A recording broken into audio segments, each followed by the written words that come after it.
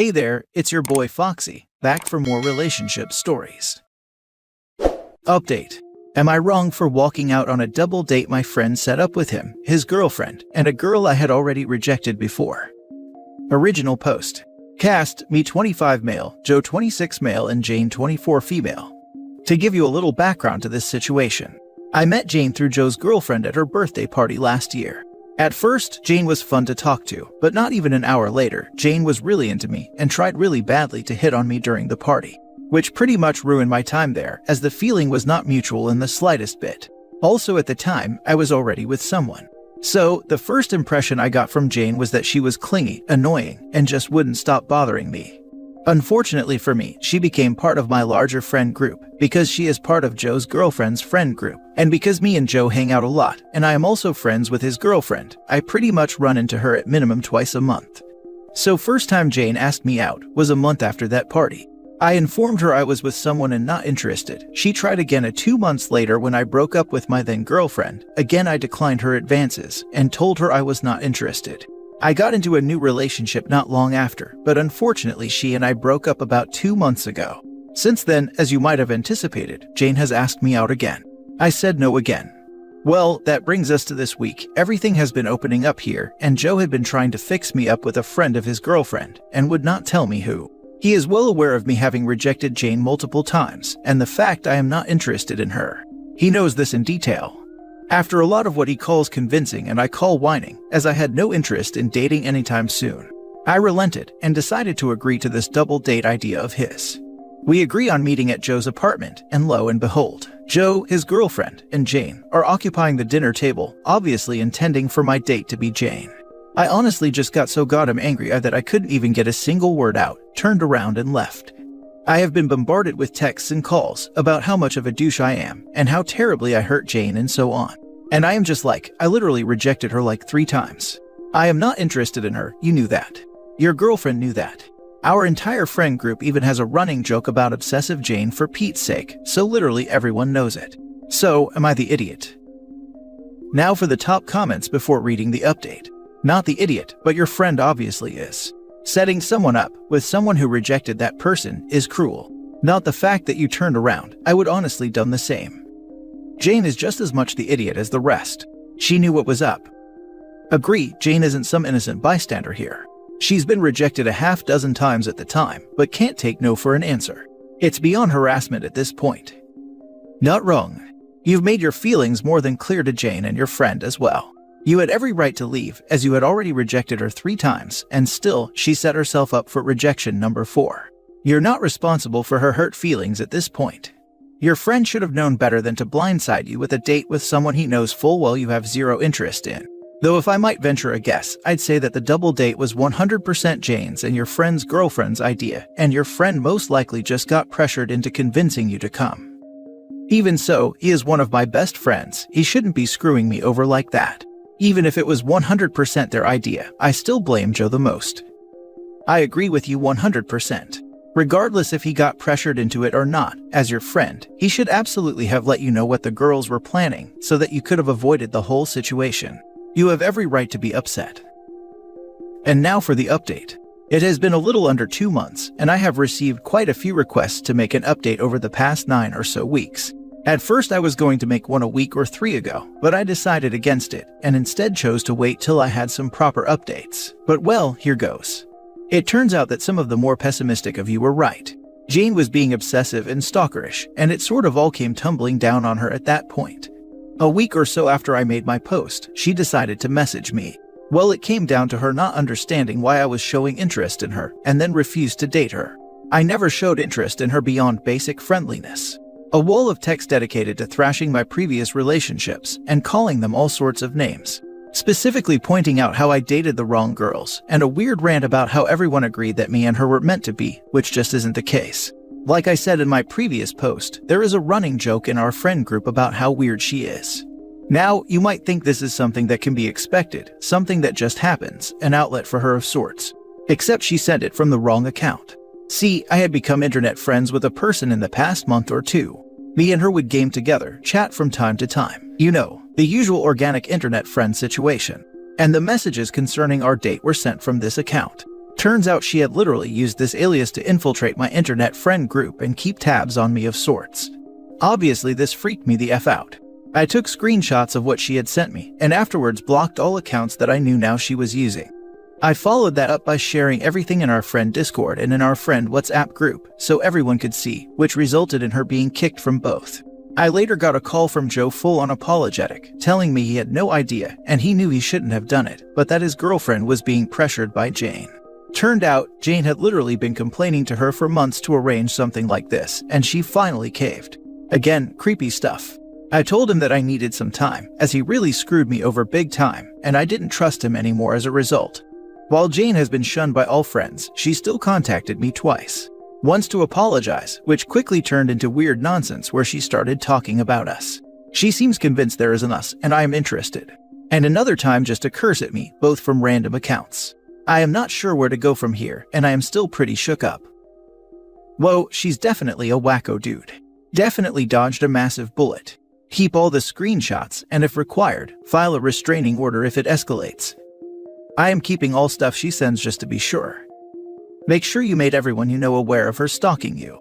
She could spread false claims against you, cause she definitely sounds like an absolute psycho. All mutual friends and some other people know.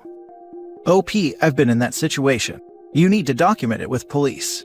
When the stalker has created an imaginary relationship like that, they will escalate. The cops will likely not do anything, but documenting makes it easier to get a restraining order. Yup, there are the stalkers that want a relationship, stalkers that think they deserve a relationship, and those that believe you are already in a relationship. All three are dangerous, but the level of risk and likelihood of physical attack increases with each one. It is a terrifying thing to discover that your new job involves working with your stalker's grandfather, by him asking if the two of you have set a date yet. There was a lot to this one, and it lasted years. So as briefly as possible, I took someone to a prom as a friend. I was alerted by an actual friend that she was making up graphic stories at school. We had been, as far as I knew, friends for a while. I was absolutely terrified and panicked about what this might do to my reputation. We were only a grade apart, but almost 3 years in age difference. I was bullied at my previous schools, and this was the first school I ever felt happy in. I stopped talking with her and reported her tales to school admin. This was back in the days, so she just got a talking to about it. No severe trouble, so I thought things were done. Until I heard from another of her friends that we were apparently still dating, and the school was trying to keep us apart. It ended up that for the previous 2 years, she had been telling her friends that we were in a secret relationship. We had never been, and the admin dealt with it further. I continued hearing things, but more or less, the school knew it was nonsense. I graduated and she stayed.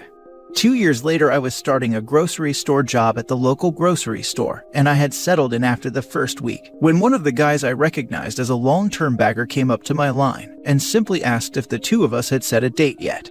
Me being single, thought that he had mistaken me, but no, he knew my full name. In trying to find out what was going on, my blood absolutely went cold, and everything went shaky. After briefly describing what he had been told by his granddaughter of a romance that had lasted for the past 5 years, I gave him a quick synopsis of the above. Things ironed out pretty quickly over the next few minutes. A week later, he apologized and told me that I shouldn't hear from her again, that he had broken the news to his family, and she was being taken in for evaluation. Later that year, I dated a girl from another city who just randomly ended up connected to me on one of the early social applications at the time. It turned out through random conversation about my similar name that she was friends with my stalker through a summer camp and had heard a lot about me. She was fairly alarmed that none of it was true, especially as I was supposed to be currently with her friend on vacation several states away. She handled things well, and we eventually broke it off for other reasons. It took me years to realize that the reason we randomly were connected on the app was no fluke, and she was likely logging into both our accounts. Over the next 15 years, I knew she was around, but other than the occasional attempt to contact me, she kept her distance, more or less. Most of the time it wasn't obvious. I would just have a suspicion that something was up. I might find a blank note under a door handle or windshield wiper. Other times, things were very suspicious, like my back door was open, and I was pretty sure that I didn't make my bed. Maybe someone stuffed some trash under my door handle or under my wiper. Also, I'm forgetful, so I can't be absolutely sure that it wasn't me leaving the door open. I moved at some point and kept to myself to an extreme level. I stopped driving the extremely recognizable car and garaged it after the rear brake lines somehow came apart in November of 2010. In 2014, she got married, and the unusual things more or less stopped happening. 2017, I worked on a job at her grandparents' house. Her grandmother somewhat recognized me but didn't recall context. Her grandfather was no longer able to. There were photos of all the grandkids except her. As happens in my line of work, she told me all about her grandkids, including her oldest one, who would be the first of her grandkids to get married in the coming year, and referenced the photo of my stalker's younger sister. And that's the big points. The most terrifying moment of all of it was when her grandfather asked me that question, because it was at that point that I realized it went deep. Next story. Update. Am I wrong for staying neutral in a situation between my son and my daughter plus wife? Original post. This all started a couple of years ago and it completely split our family apart. My son, Zane 22 male, has pretty much been estranged from us since he was 18. Adam is the son of good family friends. He and my daughter Pam 24 female begun dating around when they were 19. The problem is Adam was tormenting my son throughout school, and as you can imagine, he didn't take it very well. He was furious, however my daughter refused to budge on this. I tried to stay out of the situation, but my wife took my daughter's side, partially because we are good friends with Adam's parents, but also because she thought Zane would eventually get over it. Unfortunately, that didn't happen.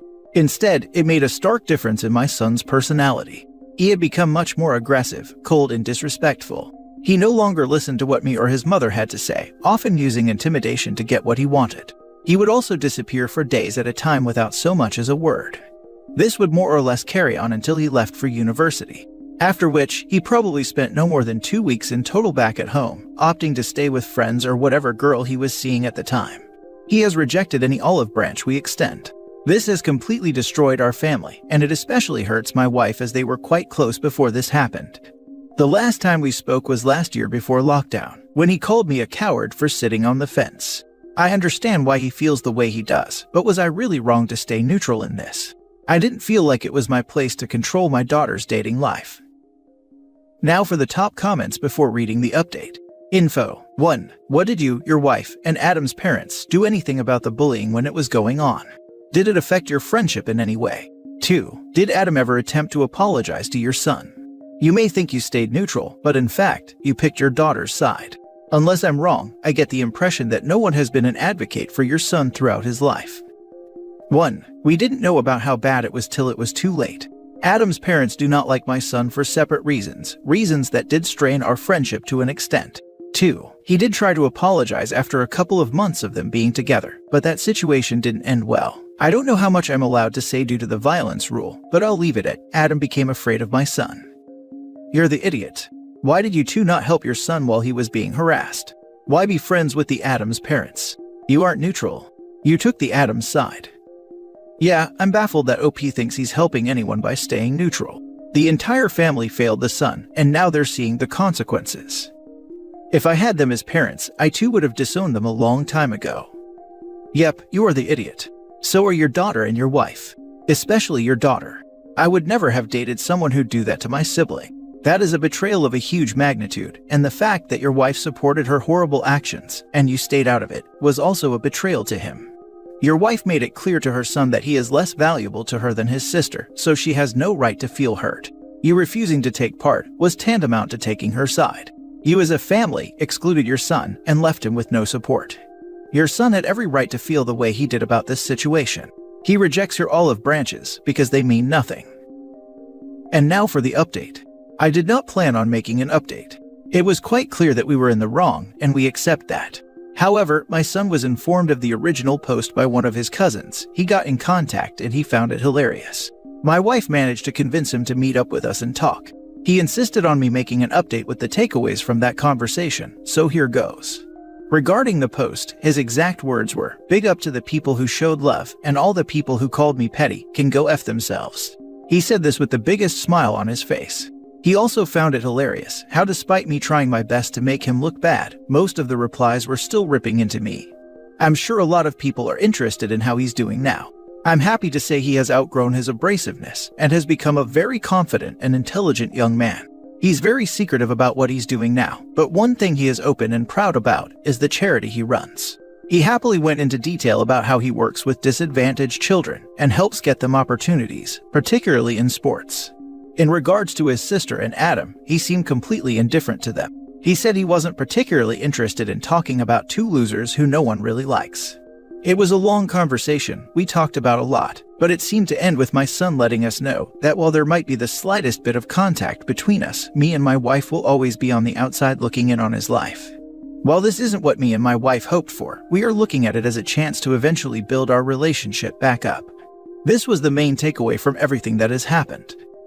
Is it just me, or does it seem like OP still doesn't get it? Kid doesn't want much of anything to do with them, and that probably won't change. That's what happens when you alienate your child.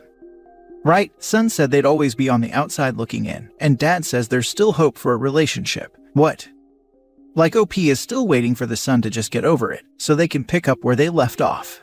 Nowhere does OP say that he apologized to his son in the update, or took any steps to make amends. Maybe that was in the long conversation they had, but does seem odd to leave out. Edit, the OP did claim to have apologized before in the comments of the original post, but I think my point still stands about the update, an opportunity to finally show he gets it. OP and his wife are definitely the idiots. I read some of his back and forth. Apparently, Adam's parents don't like Zane because, get this, Adam's little brother tried to harass Zane too, but Zane was having none of it and turned the tables. But somehow both sets of parents ignored the fact that Adam and his brother were tormenting Zane. OP is a performative parent. There's no real love there for his child. I'm glad the son got away from them and living his own life. He did try to apologize after a couple of months of them being together, but that situation didn't end well. I don't know how much I'm allowed to say due to the violence rule, but I'll leave it at Adam became afraid of my son. You love to see it. This brutally funny reply to the father's comment. Just out of curiosity, where did your son learn to stand up for himself? Does he have a cool uncle, grandpa, or mentor? He obviously didn't learn it from you.